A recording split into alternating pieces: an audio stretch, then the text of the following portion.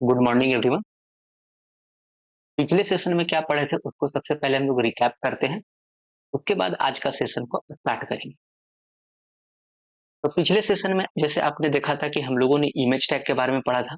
Basically image tag क्या होता है?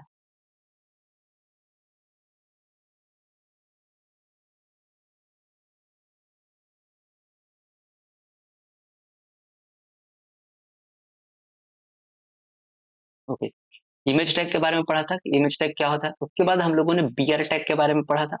उसके बाद हम लोग underline tag and small tag और फिर एचआर टैग। सबसे पहले देखते हैं कि इमेज टैग क्या था। जैसे मैंने आप लोगों को बताया था कि जो इमेज टैग होता है वो हम लोग यूज करते हैं इमेज को सेव करने के लिए। इमेज को, जो आपका इमेज है, उस इमेज को सेट करने के लिए कहाँ पे? अपने वेब पेज पे। अगर आपका कोई वेब पेज है और उस वेब पेज पे अगर आपको कोई इमेज को सेट करना है, तब हम लोग क्या करते हैं? इमेज टैग को यूज करते हैं। ठीक है। अब मैंने दो तरह के इमेज सेट करना आप लोगों को बताया था। एक तो आप डायरेक्ट ब्राउजर से ला सकते हो। एक जो इमेज टैग है वो आप डायरेक्ट ब्राउजर से ला सकते हो, या फिर अगर एक आपके सिस्टम के अंदर है। ठीक है। दोनों का सिंटैक्स अलग था। जैसे मान लीजिए कि आप यहाँ पे डायरेक्ट इमेज टैग यूज कर रहे हो और इसके बाद आप एक इसका एट्रीब्यूट है सोर्स, और सोर्स के बाद आप क्या करोगे? इस तरह से डबल ब्रैकेट के अंदर इस तरह से डायरेक्ट यहाँ पे लिंक पेस्ट कर दोगे। और जब आपको कोई इमेज अगर सिस्टम के अंदर है तो जब लिंक पोस्ट करोगे तो डॉट और आप क्या करोगे? स्लैश के साथ। इसके बाद आप अपना फाइल का नाम लिखोगे जहां पे भी इमेज आपने सेव कर रखा है। ठीक है, मतलब बेसिकली प्रोवाइड करोगे। समझ रहे हो? ये इमेज टैग के बारे में हम लोग देखे थे। उसके बाद हम लोग बात करते हैं बीआर टैग कि बीआर टैग क्या होता है। ठीक है। बीआर टैग को हम लोग बोले थे कि ब्रेक लाइन टैग भी बोलते हैं, कि अगर आपको कोई इस तरह से बहुत बड़ा पैराग्राफ लिखा हुआ है और आप चाहते हैं कि मेरा जो पैराग्राफ है मेरा जो पैराग्राफ है वो यहाँ से ब्रेक हो जाए। ठीक? और पैराग्राफ ब्रेक होने के बाद कुछ इस तरह से बन जाए, ये वाला पैराग्राफ। तो उसके लिए हम लोग क्या यूज करते हैं? BR tag. या फिर अगर आप कोई चीजें लिख रहे हो यहाँ तक और आप चाहते हो कि फिर मैं न्यू लाइन में लिखूं, तो हम लोग क्या करते हैं कि उससे पहले यहाँ पे हम लोग बीआर टैग यूज कर लेते हैं। और बीआर टैग यूज करने के बाद हम लोग क्या करते हैं कि न्यू लाइन में पहुंच जाते हैं और जो भी कंटेंट लिखते हैं वो सारा का कंटेंट आप क्या कर सकते हो? नेक्स्ट लाइन में लिख सकते हो। तो उसके लिए हम लोग क्या करते हैं कि बीआर टैग को यूज करते हैं। ठीक है। उसके लिए हम लोग क्या करते हैं? बीआर टैग यूज करते हैं। उसके बाद देखते हैं हम लोग यहाँ पे बोल्ड, इटैलिक और बोल्ड, इटैलिक और आपका अंडरलाइन टैग क्या है। बोल्ड टैग जैसे कि आपने कोई भी टेक्स्ट को हाईलाइट करना चाहें या कोई भी इंपॉर्टेंट टेक्स्ट है और आप उसको हाईलाइट करके दिखाना चाहते हैं अपने यूजर्स को, उसके लिए हम लोग क्या करते हैं? बोल्ड टैग यूज करते हैं। जैसे सपोज करो कि आपने लिखा अपना नेम। ठीक है। जैसे मैं अपना चैनल का नाम लिखता हूँ, कैरियर सिंप्लीफाई। ठीक है। Career simplify. अब इस कैरियर सिंप्लीफाई को मैं चाह रहा हूँ बोल्ड करना। ठीक है, तो मैं क्या करूंगा? इसके ओपनिंग टैग बी और क्लोजिंग टैग बी, इन टैग के बीच में, मतलब बोल्ड टैग के बीच में अगर मैं कैरियर सिंप्लीफाई लिख दूंगा तो ये टैग, ये जो कंटेंट लिखा हुआ है इन टैग के बीच, वो बेसिकली क्या हो जाएगा? बोल्ड हो जाएगा। हमने देखा था। अगर मुझे चाहिए कि मैं इटैलिक करना चाहता हूँ, ये जो चीजें लिखी हुई है उसको आप चाहते हो कि मैं क्या करूं? इटैलिक। इटैलिक करने के लिए आपको क्या यूज करना पड़ेगा? यहाँ पे इटैलिक करने के लिए आपको आई टैग यूज कर, कैपिटल भी यूज कर सकते हो, स्मॉल भी यूज कर सकते हो, क्योंकि जैसे मैंने आप लोगों को फर्स्ट लेक्चर के अंदर बताया था, जो एचटीएमएल होता है वो केस सेंसिटिव नहीं होता है, तो आप यहाँ पे स्मॉल लेटर यूज करो या कैपिटल लेटर यूज करो, कोई भी इफेक्ट नहीं पड़ेगा। ठीक है। आप यहाँ पे क्या कर सकते हो? इस तरह से बंद कर सकते हो। हाँ, एक गलत मत करना कि यहाँ कैपिटल लिखना यहाँ पे स्मॉल लिखना, तो वो एरर दे सकता है। ठीक है। तो ये बेसिकली जैसे ही आप इस कंटेंट इटैलिक के बीच लिखोगे तो इसका जो कंटेंट का राइटिंग स्टाइल है वो बेसिकली आपको चेंज हो जाएगा, इटैलिक बन जाएगा। अंडरलाइन का बात करते हैं तो आप यहाँ पे डायरेक्ट यू लिख सकते हो। यू लिख सकते हो और जो टेक्स्ट आपको दिखेगा फिर वो टेक्स्ट किस तरह से दिखेगा? वो टेक्स्ट आपको यहाँ पे अंडरलाइन, इस तरह से अंडरलाइन दिखेगा। ठीक है, तो मतलब ये पता चल जाएगा, देखते हैं कि अच्छा यहाँ पे जो भी टेक्स्ट लिखा हुआ है वो कुछ यूनिक है, उस टेक्स्ट को मतलब थोड़ा सा बोल सकते हैं कि उस टेक्स्ट हाइलाइटेड है, मतलब हाइलाइटेड मतलब इम्पोर्टेंट है, तो लोग उसको ज़्यादा देखते हैं। इसलिए हम लोग क्या करते हैं कि बोल्ड, इटैलिक और अंडरलाइन टैग्स को यूज़ करते हैं। बेसिकली अगर इसका सिंपल डेफिनेशन की बात करें तो use to highlight the text. जो भी आपके वेब पेजेस के अंदर टेक्स्ट है, जो भी वेब पेजेस के अंदर आपको पैराग्राफ लिखे हैं, अगर कोई पैराग्राफ के अंदर जो टेक्स्ट है वो बहुत इंपॉर्टेंट है, तो आप उसको बोल्ड कर सकते हो, इटैलिक कर सकते हो, अंडरलाइन कर सकते हो। ओके, अब उसके बाद बात करते हैं big and small tag. Big and small tag का मतलब क्या है? एक कभी मत इसका मतलब अंदाजा लगाइएगा कि बिग मतलब कैपिटल हो जाएगा और स्मॉल मतलब ये नहीं है। जैसे हम लोगों ने लिखा एक दिस इज ए पैराग्राफ, ठीक है? मैं एक सिंपल सा पैराग्राफ यहाँ पे एक लिखा कि दिस इज अ पैराग्राफ,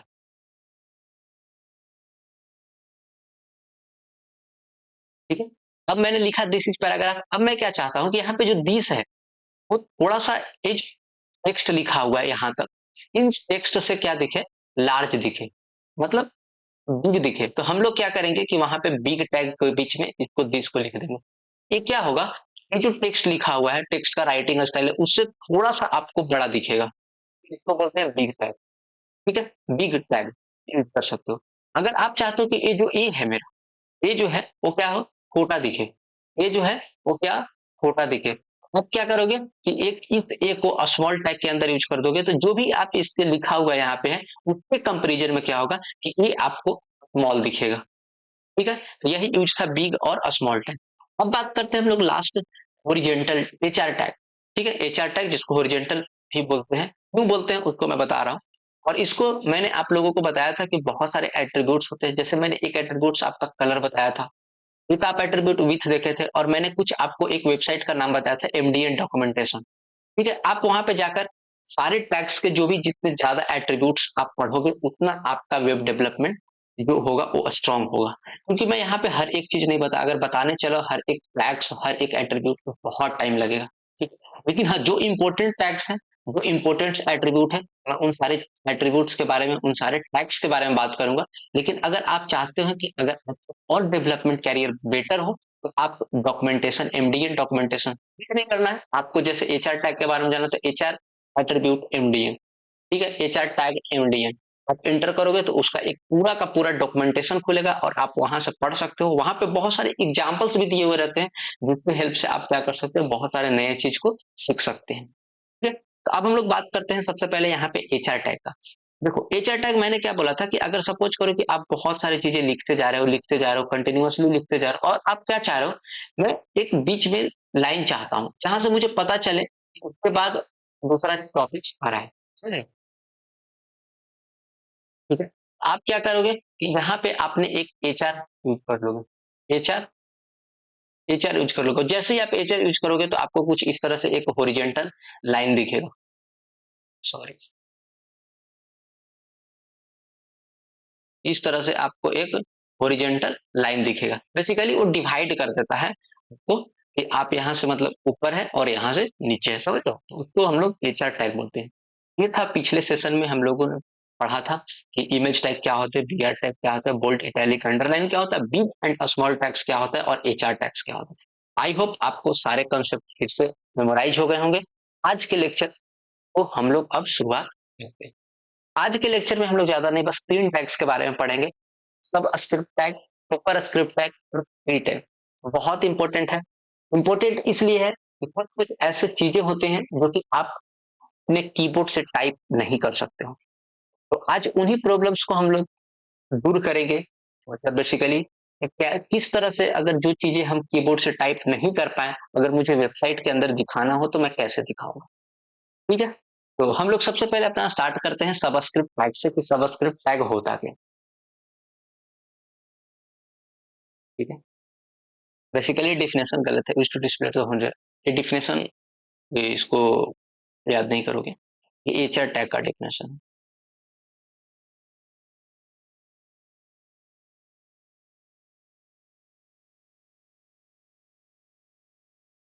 ठीक है, एचआर टैग का डेफिनेशन, सबस्क्रिप्ट सुपरस्क्रिप्ट का डेफिनेशन।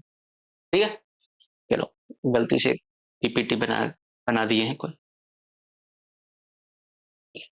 अब देखो सबस्क्रिप्ट का बात करते हैं। ठीक? मैंने क्या बोला आपको जो चीज आप कीबोर्ड से टाइप नहीं कर सकते हो। मैं एक चीज लिख रहा हूँ, बताइएगा उसको। ये जो मैंने यहाँ पे लिखा H2O, क्या आप एक कीबोर्ड से टाइप कर सकते हो? या फिर मैंने लिखा यहाँ पे CO2, या फिर मैंने यहाँ पे लिखा NH3, या फिर मैंने यहाँ पे लिखा A2, या फिर मैंने यहाँ पे लिखा A1। Is that possible to type from keyboard? ये पॉसिबल है? नहीं। आप इसको क्या कर सकते हो, टाइप नहीं कर सकते हो।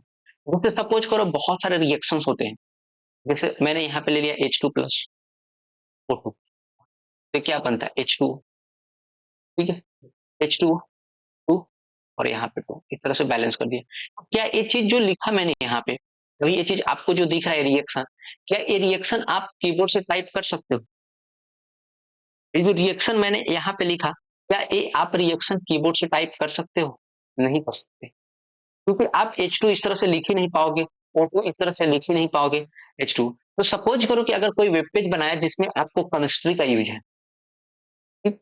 आपने कोई एक एजुकेशनल वेबसाइट बनाया, और उस एजुकेशनल वेबसाइट के अंदर क्या है कि कुछ केमिस्ट्री के फॉर्मूले लिखने हैं, आप वहां पे कैसे लिखोगे? ठीक है, वहां पे कैसे लिखोगे? उसी को लिखने के लिए हम लोग क्या करते हैं कि सब स्क्रिप्ट टैग पढ़ते हैं। कौन सा? सब स्क्रिप्ट टैग। सब स्क्रिप्ट टैग के हेल्प से हम क्या कर सकते हैं कि H2O, CO2, NH3, A2, A, या फिर कोई भी रिएक्शन को हम लोग लिख सकते हैं। अब इसका सिंटैक्स क्या है? तो जो आपको फर्स्ट थ्री लेटर देख रहा है सब स्क्रिप्ट का, उसको उठाना है। मैं सिंटैक्स इसका लिख देता हूँ फिर से। आपको लिखना है सब, ठीक है, सब लिखना है। और सब लिखने के बाद, जैसे सपोज करो कि आपको H2O लिखना है, अपने H पैराग्राफ के मैं बता रहा हूँ, और यहाँ पे आपको सबस्क्रिप्ट लिखना है, ठीक है, इसको बोलते हैं सबस्क्रिप्ट। ये जो 2 दिख रहा है, ये जो 2 दिख रहा है, इसको बोलते हैं। तो क्या करना है, सबस्क्रिप्ट को बंद कर देना है। देखो अभी आपको ज्यादा समझ में नहीं आया होगा, चलो हम लोग चलते हैं VS कोड के अंदर और इसको यूज करके देखते हैं कि सबस्क्रिप्ट क्या होता है। उससे पहले मैं आपको सुपर स्क्रिप्ट भी पढ़ा देता हूँ कि सुपर स्क्रिप्ट क्या होता है। जैसे आपने अगर नोटिस किया होगा कि अगर 2 नीचे है, किसी भी लेटर का 2 नीचे है, तो आप तो सबस्क्रिप्ट यूज कर लोगे। लेकिन क्या ये भी चीज कीबोर्ड से लिखना पॉसिबल है? मैं लिख के बता रहा हूँ, लोग बताइएगा। जैसे यहाँ पे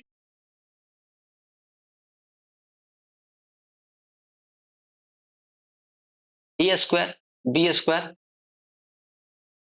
या फिर आप ऐसे लिख लो, सेम ही चीज है, A+B का होल स्क्वायर। क्या होता है? A² plus B² plus 2AB। ये चीज कीबोर्ड से लिखना पॉसिबल है?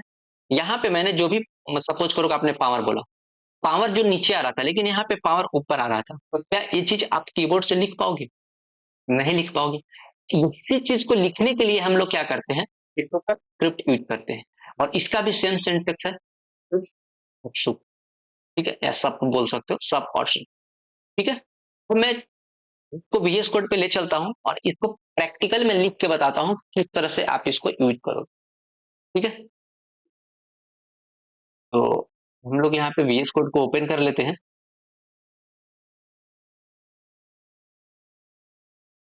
और हम लोग का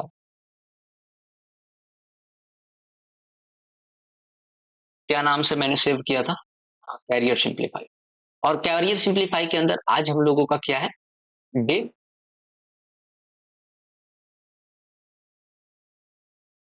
मैं इसको हटा देता हूँ। हम लोग चलते हैं डे 4 के अंदर, ठीक है। मैंने डे 4 के अंदर आ गया, मैं बॉयल अप कोड जनरेट कर लेता हूँ शॉर्टकट से, ठीक है। अब इसके अंदर मैं, देखो, रिएक्शन लिखता हूँ, ठीक है। सबसे पहले क्या लिखना है आपको, H2O वगैरह लिखना है। तो मैं क्या करता हूँ, यहाँ पे पैराग्राफ लिखूंगा, और पैराग्राफ के अंदर मैं H लिखूंगा, ठीक है। अब मुझे क्या करना है, 2 नीचे लिखना है, 2 नीचे लिखना है ना। जब आपको 2 नीचे लिखना होगा, तब आपको क्या यूज करना पड़ेगा, सब, ठीक है। अब आपको यूज करना है सब, सब के अंदर आपको 2 डालो, और आपको O लिखना है, ठीक है। O लिखना है तो O आप ऐसे लिखो। एक बार मैं एग्जीक्यूट कर देता हूँ, देखो आपको किस तरह से चीजें दिखेगी। देखो आपको आसानी से यहाँ पे आप देख सकते हो कि H2O लिखना कितना इजी होगा। अगर आप एक कीबोर्ड से टाइप करके मुझे दिखाओ कि क्या ये पॉसिबल है, नहीं टाइप कर पाओगे कीबोर्ड से। देखो H2O कितना दिख रहा है, वो हम लोग स्मॉल रखें, अगर वो कैपिटल कर दे तो आपको कुछ इस तरह से दिखेगा H2O। जैसे अगर मैं लिखूं CO2, आपको सबसे पहले पैराग्राफ लिखना है, और पैराग्राफ के अंदर सी, उसके बाद आपको यूज करना है तब, सी, सी के बाद ओ, और इसके अंदर आपको यूज करना है, मैंने सेव किया, ओके, यहाँ पे देखो आपको CO2 दिख रहा है। तो समझ रहे हो कि सब स्क्रिप्ट के अंदर किसको लिखना है, जो आपको पावर है उस पावर को लिखना है, उसी को बोलते हैं सब स्क्रिप्ट। ठीक है, तो मैंने दो चीजें लिख के दिखा दिया, H2O CO2। चाहो तो पूरा का पूरा रिएक्शन लिख सकते हो इसमें। कैसे, देखो मैंने एक पैराग्राफ लिखा, इस पैराग्राफ के अंदर लिखा मैंने H2 लिखना है आपको, आप लिखो सब, ठीक है, फिर प्लस करो,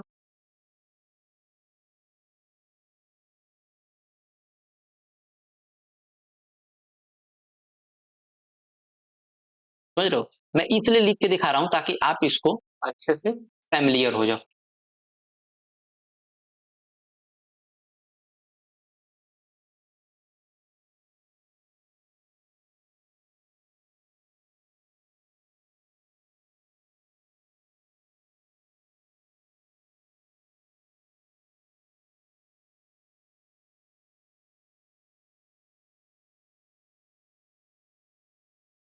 मेरे साथ आप लोग लिखिएगा,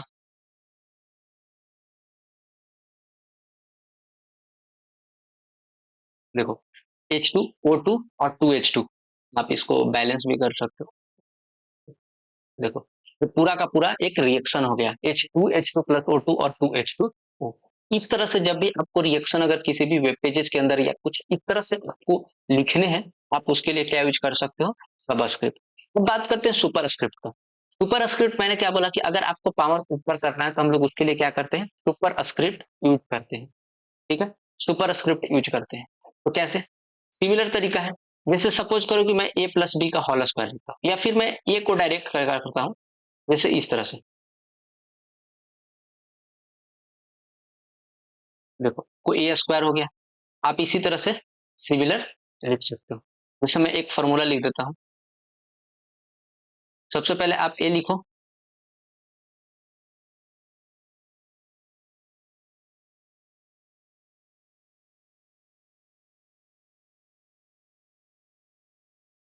बहुत सिंपल है, बस आपको इसमें ध्यान देना है।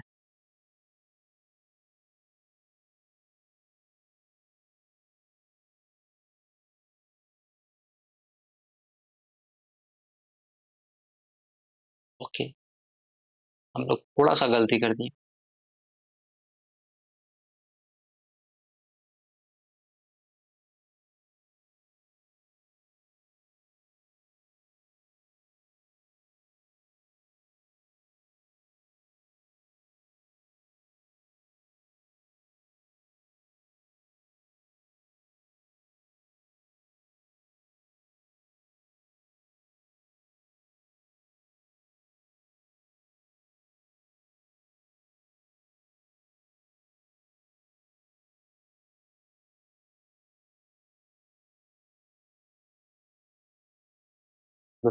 ए प्लस बी के whole square, A square plus B square plus 2ab, इस तरह से इतना आसानी से लिख पा रहे हो, तो यही एप्लीकेशन होता है सबस्क्रिप्ट और सुपर स्क्रिप्ट को।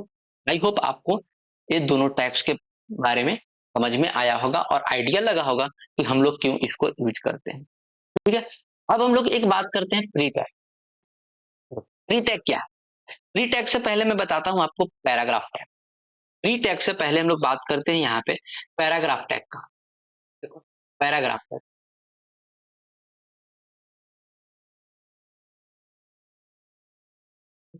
मैंने क्या बोला था कि जब आप पैराग्राफ टैग यहाँ पे लिखते हो तो हम लोग क्या करते हैं, इसके बीच कंटेंट लिखते हैं। ठीक है, कंटेंट लिखते हैं और फिर हम लोग पैराग्राफ के अंदर बंद कर देते हैं। ठीक है, अब आप क्या करोगे कि जो भी आप पैराग्राफ लिखोगे वो पहले जितना भी डिस्प्ले का फुल स्क्रीन होगा वहां तक जाएगा, इसके बाद ब्रेक होकर आएगा, इसके बाद ब्रेकर होकर आएगा, इसके बाद ब्रेकर।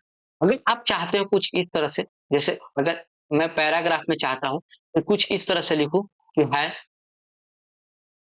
दिस इज अब मैं चाहता हूँ स्क्रीन आपका यहाँ तक जाएगा, लेकिन मैं चाहता हूँ कि बस यहाँ से लिखूँ, है this is fourth class of development, ठीक है? कुछ इस तरह से, और आप चाहते हो यहाँ पे पैराग्राफ मैं बंद कर दूँ, ठीक है? डिस्प्ले आपका यहाँ तक है, और आप क्या चाहते हो कि मैं लिखूँ है this is fourth class of development, ठीक है? तो आप इस तरीके से नहीं लिख पाओगे। आप भले ब्रेक कर दो, लेकिन वो क्या करेगा, ये जो चीजें आपने नीचे लिखा है वो यहाँ पे उसको पुल कर देगा। ये होता है पैराग्राफ। लेकिन अगर मैं क्या चाहता हूँ, मैं चाहता हूँ कि मैं जैसे लिख रहा हूँ, मैं जैसे लिख रहा हूँ उसी तरह से आए। उसको यूज करने के लिए आपको एक टैग पढ़ना पड़ता है जिसका नाम है प्री टैग। प्री टैग के बीच आप किस तरह से लिखोगे उसी तरह से वहां पे आएगा। देखो, use to display the text as it is, देखिए, मतलब जिस तरह के आप टैग टेक्स्ट लिखोगे वहां पे उसी तरह का टेक्स्ट वहां पे दिखेगा, without ignoring the space and the next line, ठीक है? जैसे इसको यूज करके बताते हैं तब आपको ज्यादा क्लियर होगा। अभी थोड़ा सा आपको डाउट होगा, मैं इसको बड़ा कर देता हूँ, ठीक है? अब देखो मैं क्या करता हूँ, यहाँ पे एक पैराग्राफ लिखता हूँ, ठीक है? एक पैराग्राफ लिखता हूँ,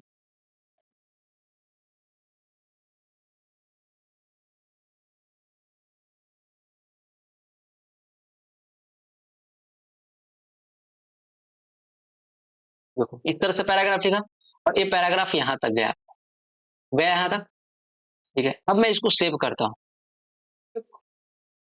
सेव करता हूँ तो आप यहाँ पे देखना, आउटपुट देखना ध्यान से।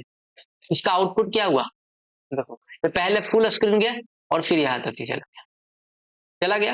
अब देखो मैं सेम चीज क्या कर रहा हूँ, सेम चीज अगर मैं इसको यहाँ से कट कर देता हूँ, देखो यहाँ से मैंने इसको नेक्स्ट लाइन कर दिया, नेक्स्ट लाइन कर दिया, तो सिंट के बाद क्या होना चाहिए, नेक्स्ट लाइन से आना चाहिए, लेकिन मैं इसको सेव करता हूँ, और सेव करके अगर आप यहाँ पे आउटपुट देखोगे, सिंट के बाद नेक्स्ट लाइन आना चाहिए था, लेकिन ऐसा नहीं आया। देखो इसको बड़ा करके देख लो, ये एक लाइन में है, देख रहे हो, ये एक लाइन में तुमको दिख रहा है, दिख रहा है एक लाइन में, पूरा का पूरा एक लाइन में दिख रहा है, लेकिन मैंने यहाँ पे क्या किया, मैंने यहाँ पे तो इसको डिवाइड कर दिया, मैंने यहाँ पे क्या किया, इसको डिवाइड कर दिया, डिवाइड कर दिया, ये बड़ा स्क्रीन पे थोड़ा सा हम लोग अभी इसको डिवाइड कर दिया, लेकिन ऐसा ना हुआ।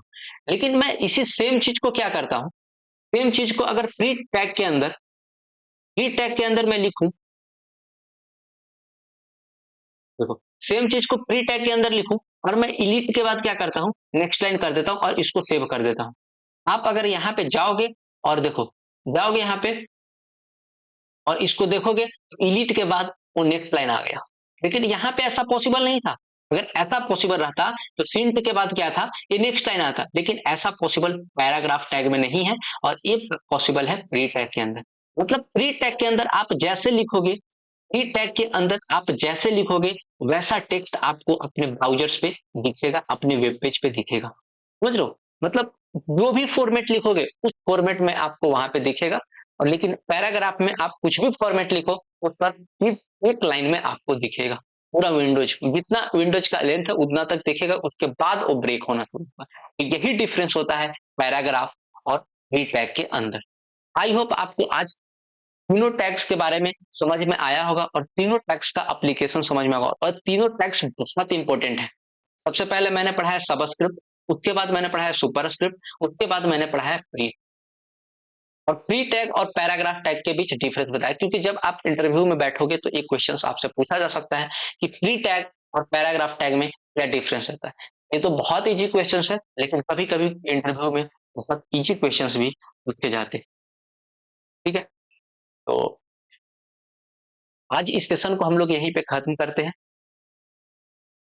ठीक है? अगर आपको किसी तरह का डाउट है, please ask your doubt in the comment section, आपको हर एक डाउट का सोल्यूशन मिल जाएगा। Thank you for watching.